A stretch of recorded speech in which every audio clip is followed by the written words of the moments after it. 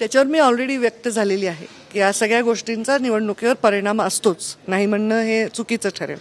आता उद्याच्या निकालानंतर याच्यावर मी भाष्य करणं उचित राहील. विजय निश्चित म्हणायचं ताई? मला तर वाटतं की विजय निश्चित असावा आणि आहेच.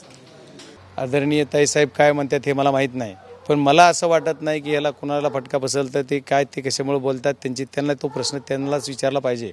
पण मला जर विचारलं तुम्ही तर बीड जिल्ह्यामध्ये सुसंस्कृत जिल्हा आहे.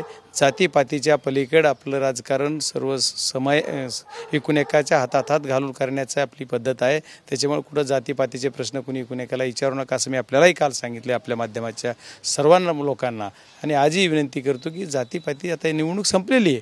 आज जुचा विजय होणार आहे त्याचं स्वागत करणं काम आहे. आणि जे आता 41 उमेदवार आहेत त्याच्यापैकी एक उमेदवार विजय होणार आहे तो मी असणार आहे.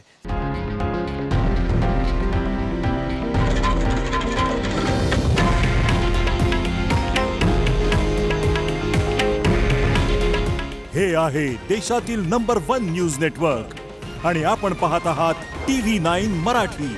काळजी तुमची, हित महाराष्ट्राचं.